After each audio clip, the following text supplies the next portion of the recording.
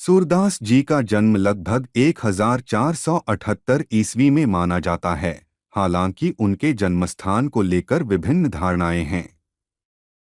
कुछ विद्वान मानते हैं कि उनका जन्म दिल्ली के निकट सीही नामक गांव में हुआ था, जबकि अन्य मान्यताओं के अनुसार उनका जन्म आगरा के पास रुनकता नामक स्थान पर हुआ था। जन्म से ही सूरदास अंधे थे और इस कारण उनका जीवन प्रारंभ से ही चुनौतियों से भरा था। उनके प्रारंभिक जीवन के बारे में अधिक ठोस जानकारी उपलब्ध नहीं है, लेकिन ऐसा कहा जाता है कि उन्होंने अपनी बाल्यावस्था में ही अपने परिवार और समाज से अलग हो गए और ईश्वर की शरण में जीवन बिताने का निश्चय किया। कहते हैं कि सूरदास जी का जीवन साधारण नहीं था। उन्होंने कम आयु में ही अपने घर को त्याग कर ईश्वर की खोज में संन्यास का मार्ग अपनाया।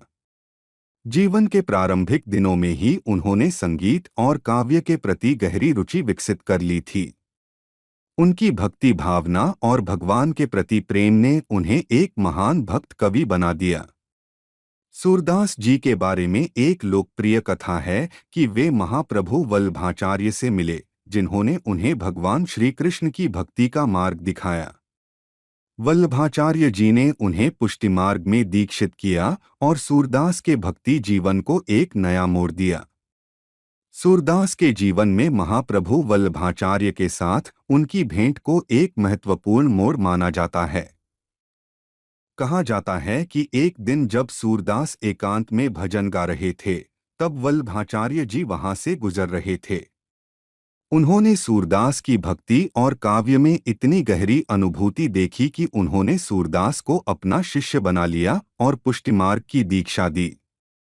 पुष्टिमार्ग का सिद्धांत भगवान श्री कृष्ण के प्रति समर्पण और सेवा पर आधारित है, और वल्लभाचार्य के मार्गदर्शन ने सूरदास को कृष्ण भक्ति में और भी गहराई से लीन कर दिया। सूरदास जी की भक्ति का केंद्र भगवान श्री कृष्ण थे। उनके पदों में श्री कृष्ण के बाल्य रूप का अत्यंत मार्मिक और हृदयस्पर्शी वर्णन मिलता है। सूरदास जी ने कृष्ण के बाल लीला से लेकर उनकी रासलीलाओं और गोपियों के साथ उनके दिव्य प्रेम का गान किया। सूरदास की काव्य रचनाएं प्रेम, भक्ति और आध्यात्मिक अनुभूतियों से ओतप्रोत हैं। उनकी रचनाओं में गोपियों के कृष्ण के प्रति प्रेम, राधा कृष्ण का दिव्य संवाद और भगवान के प्रति उनके गहरे प्रेम का अत्यंत सुंदर चित्रण मिलता है। सूरदास जी ने अपनी रचनाओं में कृष्ण की बाल लीलाओं को अत्यधिक स्थान दिया। उन्होंने बाल कृष्ण के रूप में भगवान की अनोखी छवियों का चित्रण किया, जैसे माँ यशोदा का कृष्ण को दुलारना, माखन चुराना, गोपियों को सताना और गोवर्धन पर्वत को उठाना। उनकी रचनाएं इतनी जीवंत और सजीव हैं कि पढ़ने वाले को लगता है कि वे स्वयं वृंदावन की गलियों में श्री कृष्ण की लीलाओं को देख रहे हैं। सूरदास के पदों में मानव जीवन की संवेदनाएं, भावनाएं और कृष्ण के प्रति अटूट प्रेम की भावना स्पष्ट रूप से झलकती है। सूरदास जी की सबसे प्रसिद्ध रचना सूरसागर है। सूरसागर में श्री कृष्ण की बाल लीलाओं का विस्तृत वर्णन किया गया है। यह कृति हिंदी साहित्य की अमूल्य धरोहर है और इसे भक्ति साहित्य का एक प्रमुख ग्रंथ माना जाता है। सूरसागर में श्री कृष्ण के विभिन्न रूपों और लीलाओं का वर्णन मिलता है, जिसमें बालकृष्ण, राधा कृष्ण की रासलीला, गोपियों का प्रेम और अन्य प्रसंग शामिल हैं। सूरदास ने अपने पदों के माध्यम से कृष्ण की विभिन्न लीलाओं का वर्णन किया, जिसमें प्रेम और भक्ति की गहरी अनुभूति झलकती है। सूरसारावली सूरदास जी की दूसरी प्रमुख रचना है। इसमें भी भक्ति और प्रेम के गहरे भाव हैं, लेकिन यह अधिक दार्शनिक और आध्यात्मिक विचारों से भरी हुई है। इस कृति में उन्होंने भक्ति के विभिन्न अंगों का वर्णन किया है और बताया है कि किस प्रकार एक भक्त अपने आराध्य के प्रति पूर्ण समर्पण कर सकता है। सूरसारावली भक्ति और दर्शन का एक अद्भुत मेल है, जिसमें भक्त और भगवान के बीच के संबंधों को गहराई से समझाया गया है। सूरदास जी की तीसरी प्रमुख रचना साहित्य लहरी है। इसमें भी उनकी काव्य प्रतिभा का उत्कृष्ट उदाहरण मिलता है। साहित्य लहरी में भक्ति और प्रेम की अभिव्यक्ति के साथ साथ काव्य की उच्च शैली का भी प्रमाण मिलता है। सूरदास की रचनाएं ब्रजभाषा में हैं, जो उनके समय की लोकप्रिय भाषा थी और जिसे विशेष रूप से भक्ति साहित्य में प्रयोग किया जाता था। ब्रजभाषा की मिठास और सहजता ने सूरदास के पदों को और भी लोकप्रिय बना दिया। उनकी भाषा में सरलता, स्वाभाविकता और भावप्रवणता है, जो उनकी काव्य शैली को विशेष बनाती है। उन्होंने अपने पदों में संगीतात्मकता और लय का अद्भुत प्रयोग किया, जिससे उनके पद गाए जाने के योग्य बने। यही कारण है कि सूरदास के पद आज भी विभिन्न मंदिरों और धार्मिक आयोजनों में गाए जाते हैं। सूरदास की शैली में उनकी गहरी भावुकता और सरलता स्पष्ट दिखाई देती है।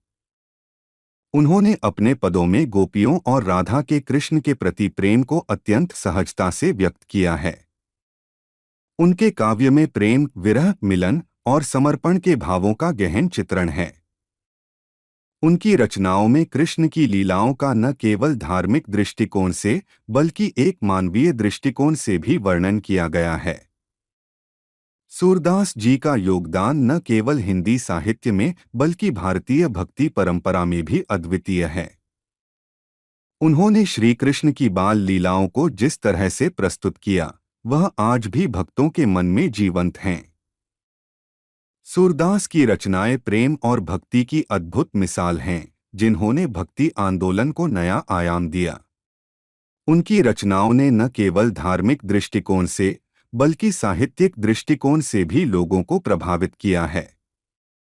सूरदास जी के काव्य ने भक्ति की एक नई धारा बहाई, जिसमें प्रेम, समर्पण और भगवान के प्रति अनन्य विश्वास की भावना प्रमुख थी।